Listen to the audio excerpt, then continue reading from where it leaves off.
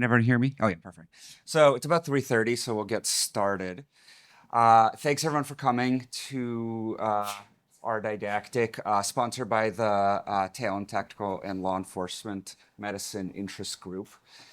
Now, the goal of this talk, this is a subject that, people can do fellowships in, and some people have. Books have been written about. We're trying to do a 1,000-foot bird's eye view for the garden variety community EM doc who encounters someone who has been involved in violent crime of some form, victim or suspect, and how to best approach that really from three goals. The first one is, how do you collect potential evidence to help further criminal investigation or prosecution? The second part is, how do you actually communicate with your patients with the concept of aiding this, but also providing trauma-informed care to people in both a non-judgmental way, knowing that they may be on either end of this divide, and also still being in first and foremost, a physician. And the third one is, how do you document all of this with the understanding that you want to solidify as much information as you can without adding extraneous things or potentially harming further legal process by things that may not necessarily be our wheelhouse. Now, we're going to go through really four chunks of this with our four speakers to really break it down into four ways that we can operationalize this. Now, why are we up here talking in front of you guys? All four of us have background in the relevant subjects we'll discuss. Dr. Schmitzberger over here, one of the physicians at University of Michigan, has a big background in global health in working with law enforcement and medical direction for the medical aspect of law enforcement. Dr. Ackerman from Emory is a sworn law enforcement officer and an emergency physician working with a local SWAT team. Dr. Cater is one of our pediatric emergency medicine specialists at University of Michigan, who the entire department there, the pediatric physicians, have extra training in approaching potential pediatric victims, particularly of abuse or similar encounters. And then for myself, I'm a resident at University of Michigan with a prior EMS and law enforcement cross-training background. Now, in terms of disclosures, we basically have none. Dr. Ackerman is also an engineer who is involved with several companies that have no bearing on this talk from an engineering perspective. Now, why do we care is the biggest thing. Generally, when we think forensics, we think medical examiner. That is the thing that we are all taught in medical school. Now, that is governed by the American Board of Pathology that has existed since 1936. The problem is the medical examiner pathologist training has a very specific goal, and that is not most violent crime. Now, this is crime statistics for 2021 in the United States. This is for the entire country. And the medical examiner construct really applies exclusively to this number right here.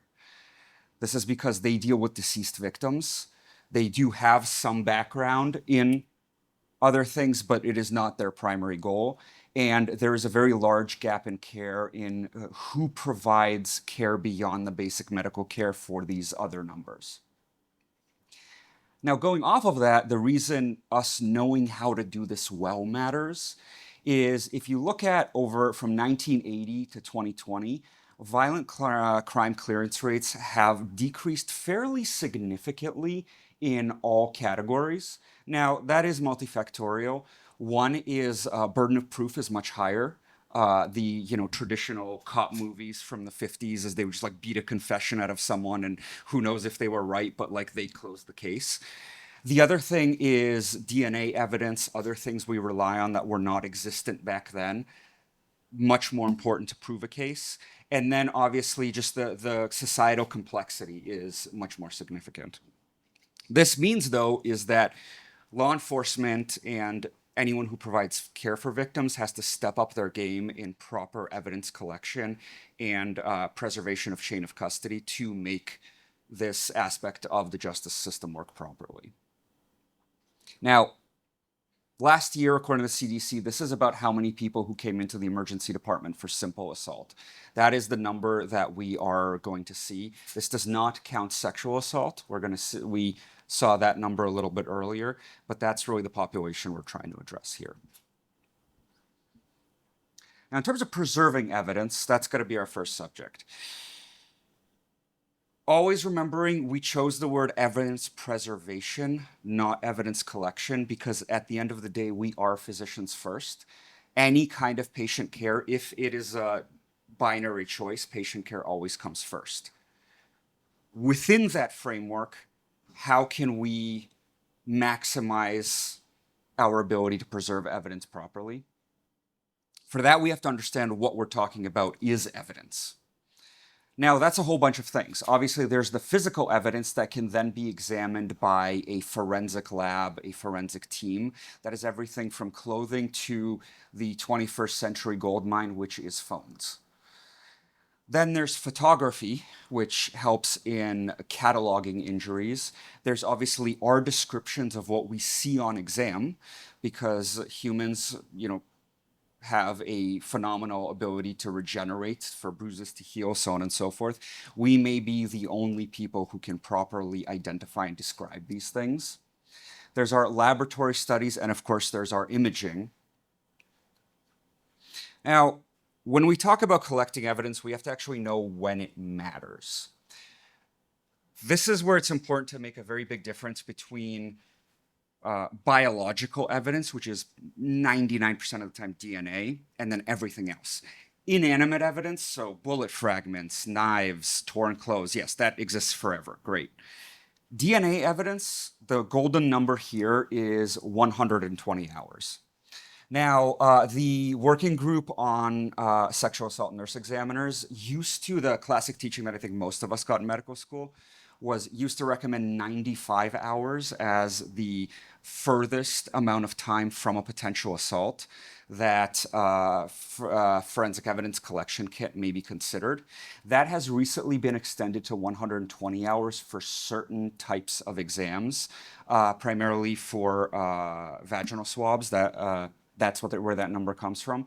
There's other things like skin swabs that is a little bit shorter, but this is the maximum for DNA that we currently accept as being preserved on a living human body. Again, deceased is different. Now, outside of collecting evidence, there's our communication with the patients. Now, Dr. Cater and Dr. Schmitzberger are going to talk about that a little bit more, both in pediatrics and in documentation. But the important thing to know here is that any history that we take is really aimed at how can we provide the best medical care?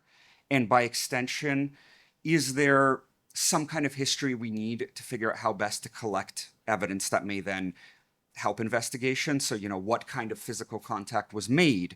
How long ago did it happen? What kind of injuries are there that we should treat for? That being said, we are not investigators, nor should we be. So really the investigative questions of who was it? What were you doing at the time? All of these things, that is not our job. And oftentimes us trying to dig for that causes more problems than help. So we generally caution people to steer clear of those unless it has direct relevance to your clinical care. Now, another thing to know is that even if we do collect that information, the secondary information here is that is all hearsay and it is not useful for a criminal trial and it potentially can be harmful. Now, hearsay is defined as, I was told that this person said this, or this person told me this. So 2 degrees of separation. That is not legally admissible for future prosecution.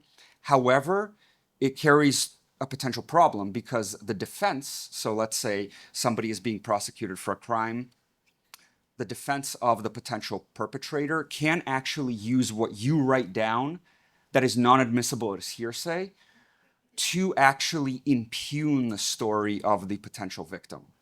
So if the victim tells me, this is the person who assaulted me, the fact that I wrote that down cannot be used as evidence against the potential suspect. However, let's say the victim tells me, oh yes, I was intoxicated at the time. If the victim denies that on the stand, the defense can still potentially bring that up, that you wrote that down, and use that to impugn their case. So there's really no help from us mentioning this. There can be harm from us mentioning this. Now, the next thing is, as we always think about with traumas, exposure comes first. When you are exposing someone, we always recommend that you cut around wounds, including bullet holes in clothing, rather than through them. This matters because forensic technicians rely on patterns in clothing to determine muzzle to target distance, which means, for example, here you see this faint ring. That is muzzle burn, and that can be used to guess that the muzzle was closer to a victim as opposed from farther.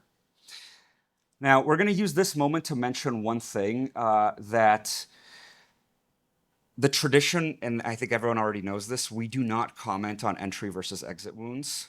We comment on bullet wounds. We do not say what went in, what went out. There was a great study from Brazil, I believe, that took wounds and showed them to medical examiners, trained medical examiners. 43.1% of them could accurately assess whether it was an entry or exit wound. The rest were wrong. So yes, there is this traditional teaching that we guess in the mind, oh, the exit wound is bigger. Actually, not always true. One of the most common things you can think of is a concept called bullet shoring, like seashore, which basically means that if a body is against another object, like a wall, the way that hydrostatic pressure goes, the exit wound may not be bigger, which is why we try not to get into that. Now, if you are handling a bullet, usually we don't. Usually that is the realm of surgeons, or we leave the bullets in. The Grey's Anatomy thing, if you drop it in the metal basin and it goes clang, we don't want to do that. Bullets are matched to barrels based on firing another barrel through a bullet through a potential barrel and matching the grooves. When you handle it with metal instruments or you drop it in a metal basin, you are contaminating that. So if you are going to handle a bullet, we recommend using rubber bumpers, plastic, or wrapping it in fabric in order to do that. Now, packaging your evidence. For biological evidence or evidence that you think there is DNA contents on, we recommend paper instead of plastic. The reason for that is plastic is airtight, it grows mold. Mold destroys DNA. For something that we don't care about DNA evidence on, like a bullet you took out of a patient, there's just patient DNA on it, yes, that can go in a plastic cup, that is fine. Air dry if able, package if separately, label.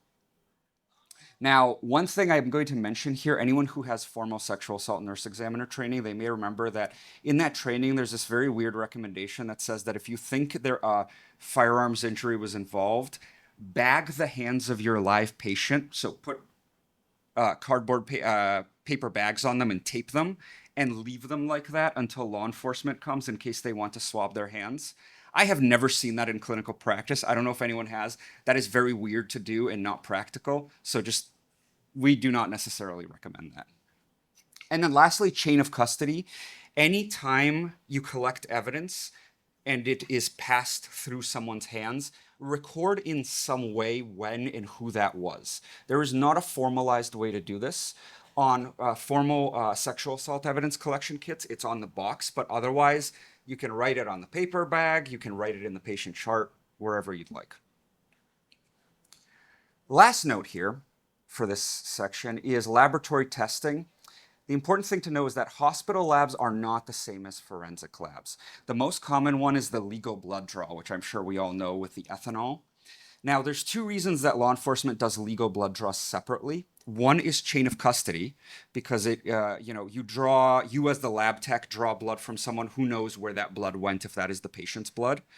But the second thing is that hospitals run ethanol differently.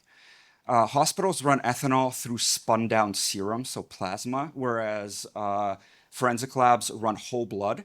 There is a roughly 11% difference in concentration on average. We tend to overestimate in our hospital labs by about 11% due to hemoconcentration.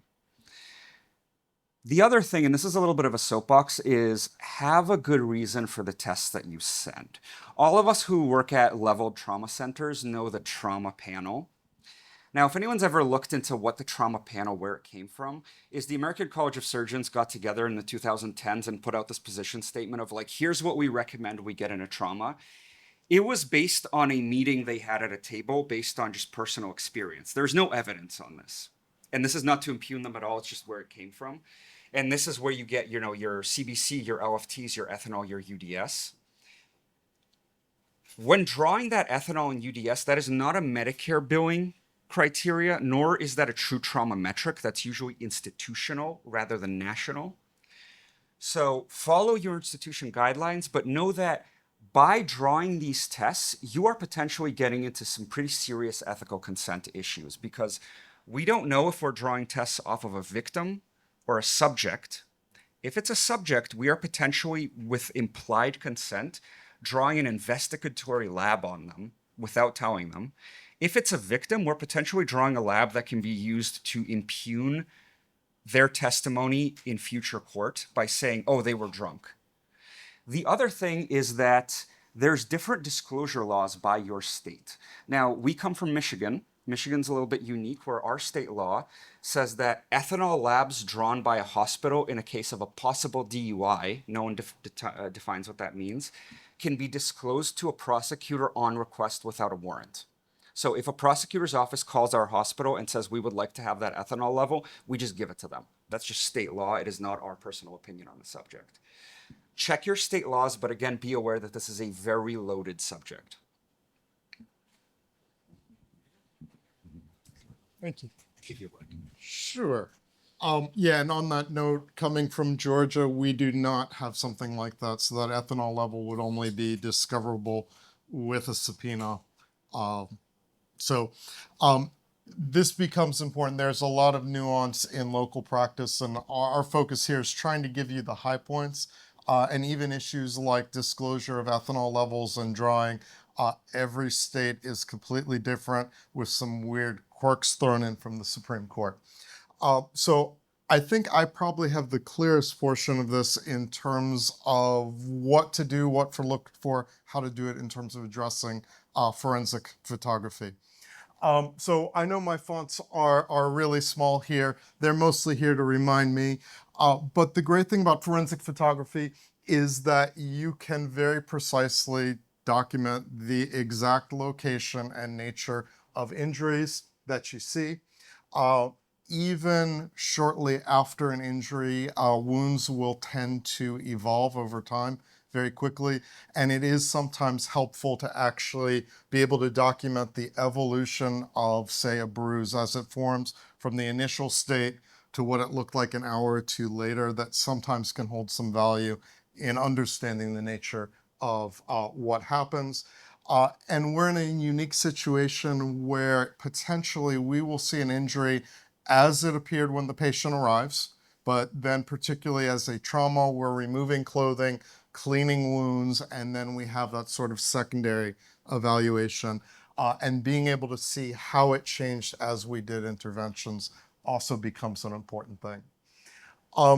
My biggest like about photography, unlike the notes that we write, even if you're somebody like me who back in the day, I would draw pictures of wounds, those drawings and those verbal descriptions are often imprecise, all right? There are multiple studies that look at physician estimation of laceration size, and we consistently underestimate size of wounds, right? Whereas the photograph, particularly if you are careful about how you take it, gives you a precise and reliable way. And to a degree, part of what I like about photographic evidence is it decreases the likelihood that I, as the person who saw that victim, have to go to court, right? A good picture may get me out of that day going to court, which is a great thing. And actually allow then the information in court. They bring up the pictures, and then somebody who is presumably a forensic expert is able to describe what the takeaways are from the wound, as opposed to our notes where inevitably we are going to have to elaborate further on what's documented. We are now in a time where photography has changed. So I'm guessing within other medical record systems, there are ways to do this. But within the Epic system, Haiku actually is a wonderful tool because right there you can pull out your phone, click the patient, click take a picture, right? And it's stored not on your phone, but it immediately goes into the medical record in a HIPAA compliant way, as opposed to what we used to do, which was somewhere in the emergency department, there's a camera. Hopefully there's film, hopefully there's a data card, and hopefully somebody remembers where the key is to unlock it. Beyond that, sort of the pros of doing things within the medical record is this issue of chain of custody is, because of HIPAA compliance, is nearly always going to be addressed, right? As soon as you take that picture, there's an entry in the medical record that says, this is the user ID who took the picture at this time, right? That's there.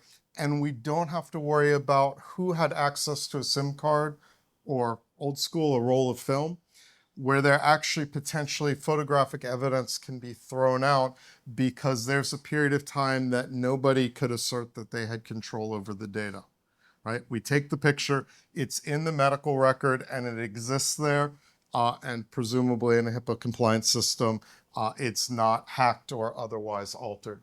So that's a huge advantage. Likewise, being able to use in most cases our phones, that's great. We don't need additional equipment. On the negative side, this means that the medical records are going to be subpoenaed, and you already heard there may be some other issues about that case, that it may not be in the victim's best interest to have their medical records subpoenaed, particularly if there are things like alcohol or drug tests or other things that might potentially be used to the benefit of the perpetrator. Something that as a photographer myself, I'm very aware, although the cameras on our phones are very good, I know with a real camera, with a bigger lens and all that, I can get a much higher resolution picture. I personally want to have more control, and certainly when you see the actual investigative photographers, they are manually setting their cameras so they are getting the highest quality pictures. And particularly within the apps that we're using, you're using automatic settings, and there may be some issues of quality there. And an interesting thing that at least within our implementation and how we use Epic at my primary site, interestingly, our nurses can't take pictures. It's a feature that's not activated for them in something like Haiku. And so it limits who can actually take pictures to one of our physicians or advanced providers. Having the things outside the medical records, you kind of already seeing, okay, if it's outside the medical record, we are HIPAA compliant. The medical records don't need to be subpoenaed. We can potentially get much, much higher quality images. More people can take the pictures. But you have an issue here that in real time, you need to log each picture, right? So in addition to taking the photograph, in order for it to be admissible as evidence, you need to have the photograph ID number, either if it's film, which frame number, the digital image number, as well as the time, date, who took the picture. All of that actually needs to be logged. And then that data card or that roll of film, you have to track who had access to it, how it was handled, all the way to where it gets registered into evidence. This is a situation where the photographer nearly 100% is going to be subpoenaed, whereas within the medical record, there's potentially that avenue that the photographer, the chain of custody is established and the photographer is not always subpoenaed. And again, best practice if you are using a camera outside of an electronic medical record is to have a dedicated device that, if somebody needs to go and testify, there's a card that describes we are using a Canon whatever camera with the following lens on it, and that way it is standardized. So in terms of things, and I think we have some pictures here to kind of look at to give some examples, it's important when taking photographs, if possible, to provide an overview shot that shows very clearly not just the injury, but where on the body it is. So a little bit of context. And then you want to have a close-up that allows you to see the detail. The nice thing with digital photography is often there's enough resolution that even without taking a super close-up, there may be enough information. But in determining entry versus exit wounds and things like that, with particularly gunshot wounds, sometimes you really need a close-up to see fine structures. The lighting and movement and other issues can be a technical challenge. Things like blood and other sources of liquids often will create glare on the photographs that will be problematic for using them. We talked about some of the documentation. This issue of privacy that I think some of the other speakers will talk about from a strictly forensic standpoint, from an evidence standpoint, we don't really care whether we're showing genitalia or faces or things like that, but certainly as clinicians, we should be sensitive to that and try to show only what needs to be shown in order to provide the evidence as well as some context. All right, so let's look at a couple of pictures. So in the first picture in A, you have a good overview shot. Is there a problem that anybody sees in this sequence of pictures? Okay, so yeah, we've got much more light on the upper surface, and so we're losing detail there and losing pigmentation. Okay. I like something that I see here, which is actually introducing something to give us a sense of scale so we can measure the wounds. Now, this picture in C, I am not sure where the picture in C is relevant to A. I think that's further down on the arm, but I can't tell what body part from that picture by itself is. And again, in a courtroom, if there's not further documentation of where it is, that's potentially problematic. Could it be the inner arm? Maybe. But I would really love to have another picture where I can say, oh, that's a close-up of this part of the body, as opposed to B, where we can see B is a close-up right here, right? We've got those common features there. All right. So how about this picture? I think we have enough information. We can say what side of the body is. We see an ear. We see a jawline. It is not unreasonable to say, yeah, we know the part of the body. And we have enough detail that we can actually see the tread marks that ultimately is matched with the shoe. We're not worried about matching with the shoe. That's going to be the investigator that hopefully figures that detail out. Who's next?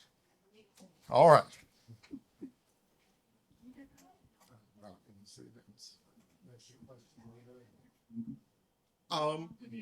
Yeah, let's. Maybe just take one now. Okay, sure. If you got one. So the investigations tablets to record their records. They use those too for pictures, and is there special considerations?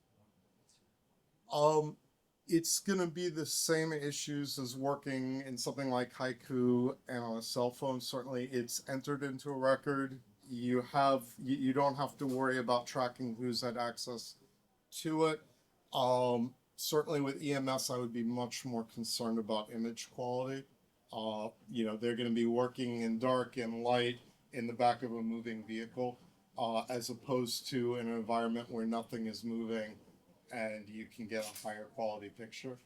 But yes, theoretically, if it was a good enough picture, that Some of it's like a mechanism or crash what the vehicle is trying to get to. It's less.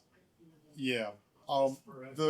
The scene pictures, police generally don't like using other people's pictures. They would prefer to have an actual technician who sat through the forensic photography class to establish a scene. There are other views that on the law enforcement side that those of us who haven't had that training are not likely to think of.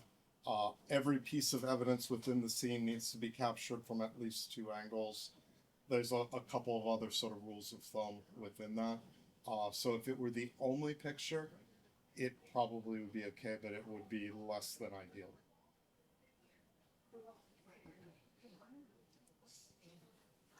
Thank you. So we'll talk about first under special populations, victims of sexual assaults or abuse, and then we'll talk about pediatrics specifically and how we approach that maybe a little bit differently. So in approaching a victim of sexual assault or alleged sexual assault, essentially there's like 3 different parts to the management that you're going to do. The first is your basic sort of medical management that you do for every patient. So take a history, address their concerns, document in the medical record, address any injuries and other concerns that they have. The evidence collection part of it is sort of 2 components. The photo documentation, if there is anything to photo document, according to essentially what we just heard in the previous section. And then the specific evidence collection kits that your state provides for collecting evidence in an alleged sexual assault.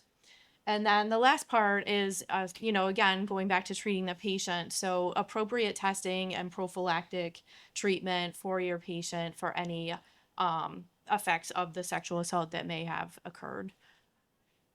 So this is what the evidence collection kit in Michigan looks like. I assume they're pretty similar in most states. There's a lot of stuff in there. If you don't do this often or have never done it, and even if you've done it quite a few times, I really recommend opening it up before you go in the patient room, getting rid of all the stuff you don't need, don't want, that not relevant to your patient, and then reading through the instructions. It will walk you step by step through it, but it makes for a more comfortable exam when you look like you know what you're doing and you're going through it smoothly.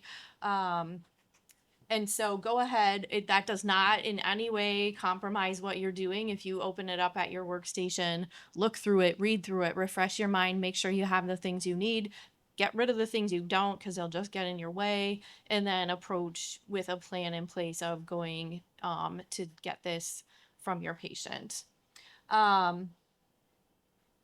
The patient should be allowed to have a support person there, anyone of their choosing, and then you should also have someone with you that fulfills your institution's chaperone policy if you're the one doing the evidence collection. Anything that the patient doesn't want to do is fine. Just skip it. You can submit a kit with 1 swab in it. You can submit a kit with just some underwear in it. You can submit a kit with like any amount of information. So if there's any part of it that either doesn't apply because of the anatomy of your patient, the age of your patient, or something they just don't want, then you just skip it. You can just wear regular gloves. You do not need to wear sterile gloves for this. I do recommend, though, using sterile water or saline to wet the swabs. It's more comfortable for the patient than using a dry swab. If your patient is an adult, they do need to consent for release of the kit. If they're not sure if they want to, you can still collect it. They can consent later. But if it's ultimately going to be used, they need to consent for the release of the kit. And at the end of it, you can see the red and white stickers in the middle of the middle panel there. Essentially, that seals your kit, and then that's where the chain of custody begins. And you can see there's a whole, this type of evidence collection makes it easy for you. Everybody whose hands that passes through will sign date, time, and initial it. And so as far as the testing and prophylaxis part for a sexual assault victim, for your female patients, pregnancy testing, of course, STI testing to include GC, chlamydia, trichomonas for females, syphilis, and HIV. If your patient is not vaccinated against hepatitis B, you can test for that as well. Prophylaxis should be offered.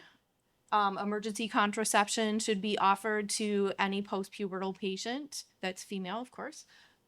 You're going to offer empiric treatment for gonorrhea, for chlamydia, and for trichomonas with the usual agents that we use for treatment. You can offer Hep B and HPV vaccinations. Most of us would not do that in the emergency department, I'm guessing, but something to discuss with the patient and give them a referral to primary care or the health department for those if they're interested. The HIV post-exposure prophylaxis is a little more tricky. There is some guidance out there to help you. It's still very open-ended and will require conversation with your patients, and probably for most of us, potentially with someone else with an expertise in infectious disease or otherwise. So the right hand panel shows the CDC guidelines as they stand for treatment or post exposure prophylaxis for HIV, based on whether this was considered a risky exposure, which essentially is defined by mucous membrane contact with blood, semen, vaginal secretions, rectal secretions, breast milk, or any other bloody body fluids. And also recommending that be done only if it's within 72 hours of the contact. If it's a high risk, but the assailant is not, their HIV status is not known, which I have to imagine is the case almost all the time. They just give you this sort of case by case thing. So that's probably a discussion with your patient about risk benefits, a discussion with your infectious disease contact if you have it. There's also a post exposure prophylaxis line that you can call, and they can help guide you through that as well.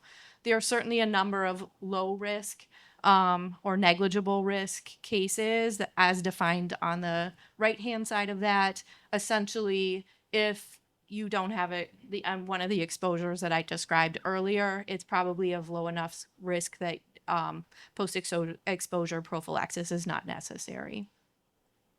And this left hand side applies to your adult patients, the right hand side applies for all age patients, but I'll talk about pediatrics again in more specifics. And so moving on to just the approach to pediatric patients in general, the things I'm going to say are kids you're evaluating for either alleged sexual assault or abuse or physical assault or abuse. Essentially, like, just make it as comfortable as you can for them and for you. So allow them to have whatever is going to make them comfortable in the room. You are going to ultimately need to get them out of their clothing and into a gown. But other than that, whatever's going to make them comfortable is going to help you.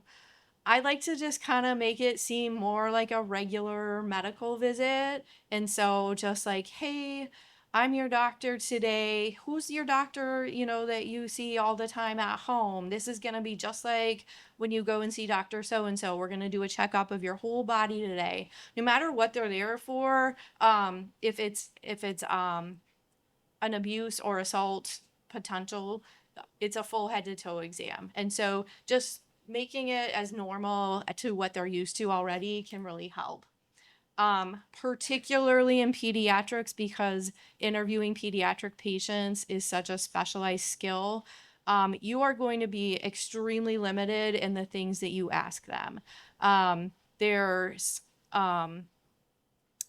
cases where you can say things that can be construed as leading questions later and then can be used to say, like, you put this idea in this patient's head. So being as vague and open-ended as you can with them, but also addressing their concerns. So I usually start with, tell me why you're here today. And any patient that's verbal, you should be starting with the patient and asking them, hey, like, do you know why you're here today? How come this person brought you here to see us today?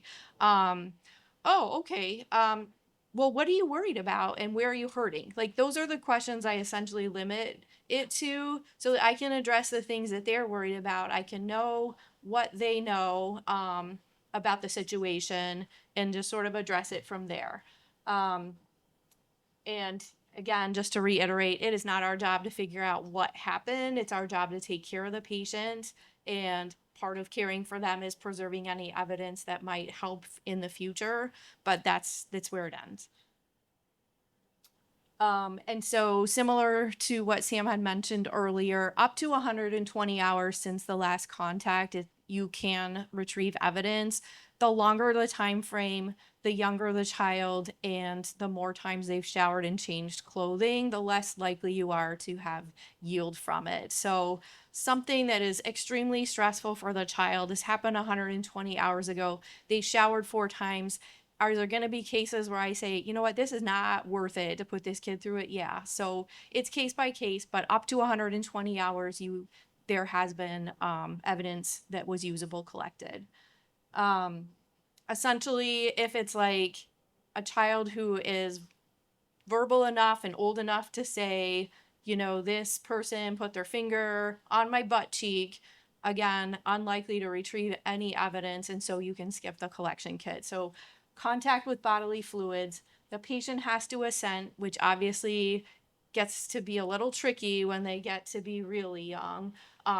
Like your 2-year-olds won't assent to an ear exam either. And so it gets a little bit tricky in that age group. Essentially, if you can safely do it without too much trauma and they're not able to assent yet, that would be my yardstick. I don't have something better than that to give you as guidance. And in this case, yes, there does have to be consent for evidence release. However, the court can also order that the evidence be released. So even if there's no one there that is able to consent for release of the kit, you may still do evidence collection, knowing that the court may order that be released later.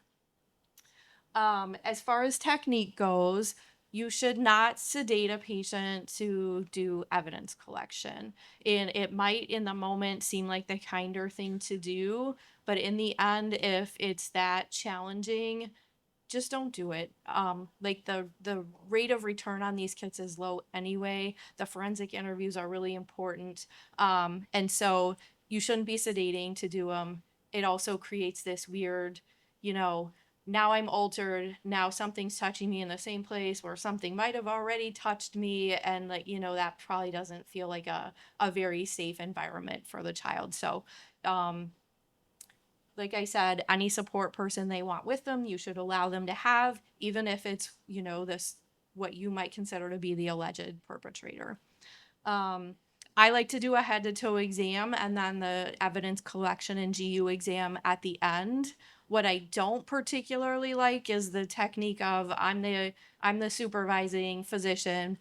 I have my resident go in, they do the whole thing, they do a whole head to toe exam, and then I barge in at the end and like start going after the GU exam. So like to me that doesn't feel like a comfortable thing for the child. So please go in for the whole exam and stay for the whole exam so that they're, you know, they're used to, these are the doctors who are doing my checkup today.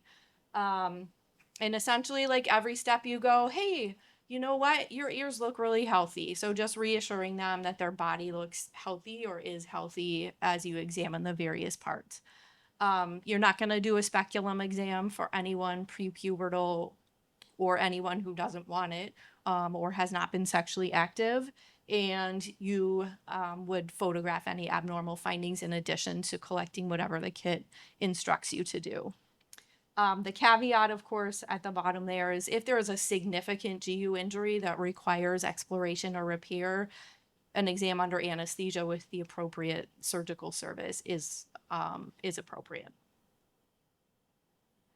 These are 3 different positions you can use to try and get a GU exam on a pediatric female patient. Usually they're most comfortable with the frog leg one.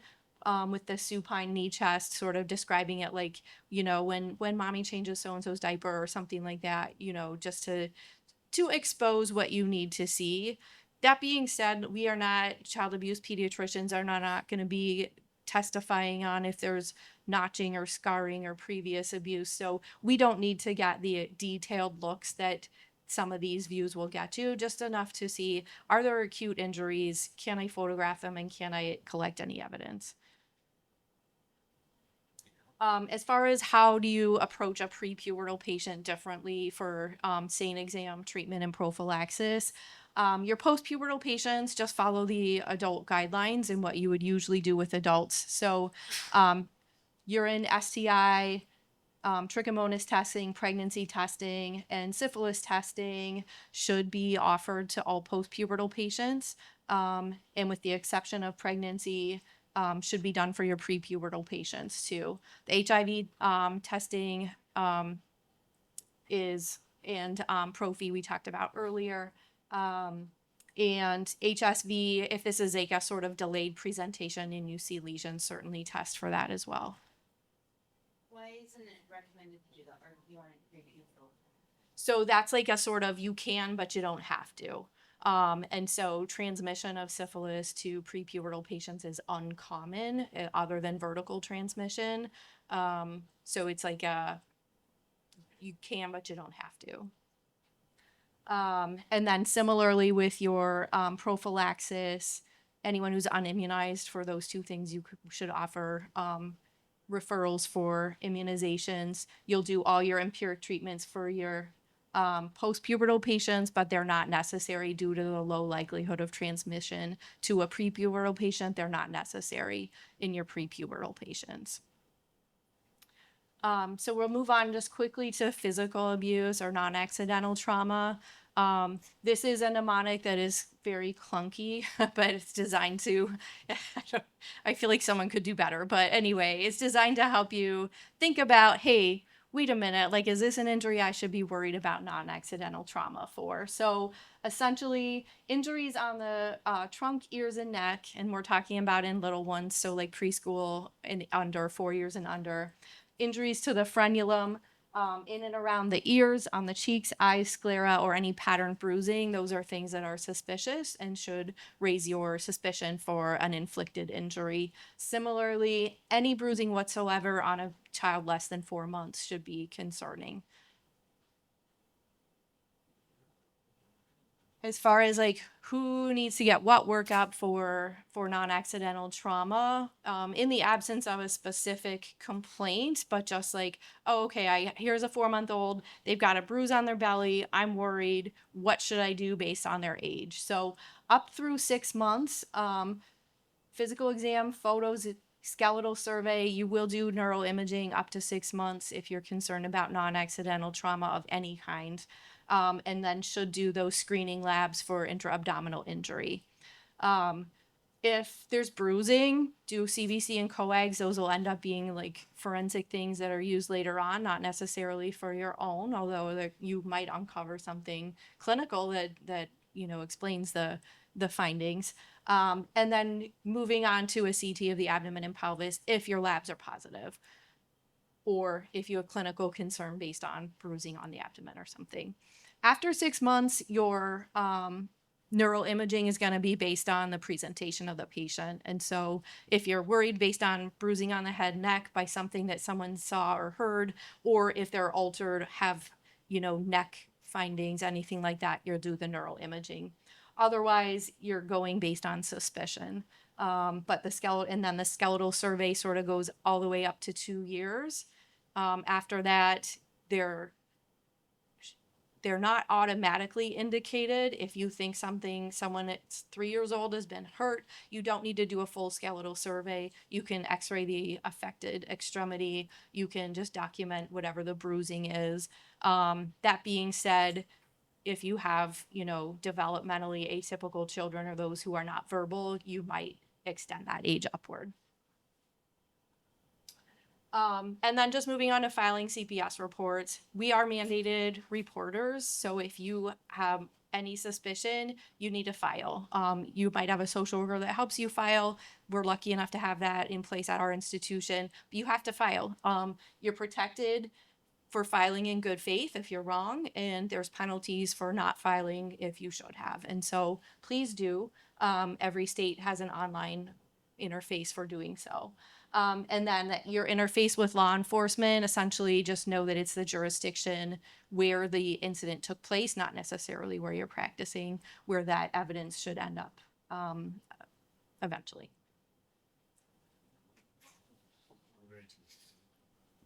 I know we only have a couple minutes, which is great because I only have 2 important points to make. So I'll be fast, and you can yell at us afterwards. The first point is that hopefully all of us already know is document and don't speculate. Basically document for the medical record, not for any forensic examination that may happen. If you look at these images, if you have ever looked at entrance and exit wounds, a lot of us would say, oh yeah, those are exit wounds, right? They're like a little branched out, everything else. From a publication, they're actually all entrance wounds. But does it matter? No, it doesn't, because you shouldn't be documenting this in any case. So just to be very clear on this, document what you see and remain factual and focus on the actual evidence that you're seeing, medically speaking. These are a couple of quotes from the DOJ and from relevant case law. And really, the key thing is that you need to be objective in your notes. And they might be, who has been subpoenaed? Plenty of us, right? And the problem with that is this is a documentation for the courts. This is a documentation for yourself. The reality is document what you need to medically speaking, and don't speculate on those documentation reports either. What I often see for those of us working with residents is the patient was assaulted. The patient reports being assaulted is a more appropriate way of documenting things. And that should be something that should be communicated with your learners as well. And the very last thing I want to point out is there's kind of two different approaches that have pros and cons. You could go either way. You could be very, very minimalistic in your documentation. Many of us prefer that. They really just state the absolute bare bones medical necessity. May get you subpoenaed more. It's potential. There's potential for that. But knowing that you really put in only objective data, photographs, as Jeremy mentioned, that is one excellent approach. Downside is you may not remember as much about the case when you finally have to get subpoenaed and have to talk about it. The comprehensive approach may be better medically, maybe better for the patient, maybe better legally for the patient, but also has pitfalls, right? You might be documenting things where then somebody could say, well, you put that idea into their head. You documented things that weren't necessarily true. Somebody might pick holes into your documentation if there's something that's like slightly off. So really think about it, but as long as you're thoughtful about it and remain smart about what to do, you should be in good shape. I'm gonna leave this up here. You can read through that, but we'll take a question or two just in the interest of time, since I know everybody needs to move on to the next section. So regarding documentation, is it in a way beneficial for the potential victim to be vague? And what I mean by that is saying, instead of saying at 3 in the morning, instead of saying that, you could say like in the early hours of Sunday, because the victim might have been confused, intoxicated, whatnot. That could benefit. Absolutely. I mean, the key thing is what I like to do is I basically, the patient reports, at 3 o'clock or in the early morning hours. Being more vague is reasonable. I'm not really sure. I don't really see it as my place to like soften what they say to me. But that's why I said the patient kind of just verbalize what the patient actually tells me is probably the easiest way. Somebody could say, well, the defendant at 3 in the morning wasn't there. My conundrum with that is then I have a medical duty to the patient. The problem is also like I don't know. Maybe this is gonna affect somebody who's wrongly accused of a crime then if I don't state exactly what the patient told me. So I'm trying to remain as factual as humanly possible. Though I certainly understand your question there, which is very reasonable. All right. Any other questions? All right. Well, thank you. Please do email us, get in touch with us if there's anything else we can do, provide the slides or similar. Thank you.